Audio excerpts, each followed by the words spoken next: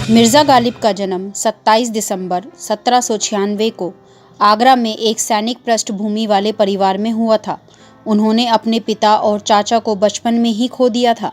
गालिब का जीवन यापन मूलतः अपने चाचा के मरणोपरांत मिलने वाली पेंशन से होता था। वो ब्रिटिश ईस्ट इंडिया कंपनी में सैन्य अधिकारी थे। गालिब की पृष्ठभूमि एक तुर्क परिवार से थी और इनके दादा मध्यम एशिया के समरकंद से सन 1750 के आसपास भारत आए थे। उनके दादा मिर्ज़ा कोबान बेग खान अहमद शाह के शासनकाल में समरकंद से भारत आए। उन्होंने दिल्ली, लाहौर व जयपुर में काम किया और अनंत तक आगरा में बस गए। उनके 2 पुत्र व 3 पुत्रियां थीं। मिर्ज़ा अब्दुल्ला बेग खान व मिर्ज़ा नसरुल्ला बेग खान उनके 2 पुत्र थे। मिर्ज़ा अब्दुल्ला बेग गालिब के पिता ने इज़्ज़त उत निसा बेग से निकाह किया और अपने ससुर के घर में रहने लगे। उन्होंने पहले लखनऊ के नवाब और बाद में हैदराबाद के निज़ाम के यहाँ काम किया। 1803 में अलवर में एक युद्ध में उनकी मृत्यु के समय गालिब मात्र 5 वर्ष के थे।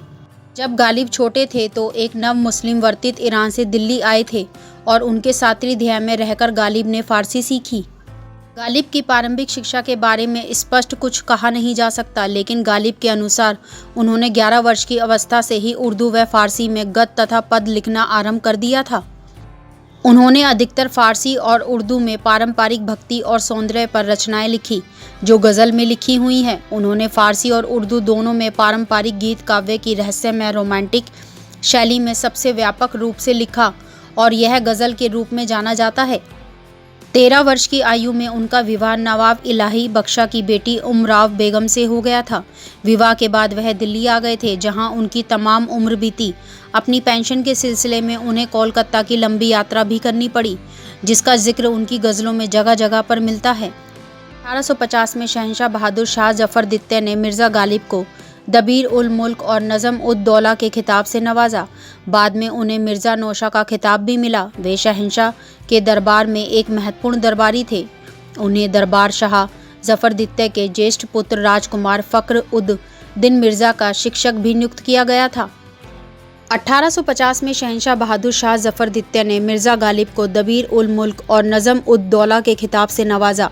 बाद में उन्हें मिर्ज़ा नौशा का खिताब भी मिला। वे शहंशाह के दरबार में एक महत्वपूर्ण दरबारी थे। उन्हें बहादुर शाह जफर द्वितीय के ज्येष्ठ पुत्र राजकुमार फ़ख्र उद दीन मिर्ज़ा का शिक्षक भी नियुक्त किया गया। वे एक समय में मुगल दरबार के शाही इतिहासविद भी थे। गालिब को भारत और पाकिस्तान में एक महत्वपूर्ण कवि के रूप में जाना जाता था। 15 फरवरी 1869 को दुनिया से वह रुखसत हो गए। और इसी के साथ बने रहिए हमारे EMH न्यूज़ चैनल से हर दिन रात दिन।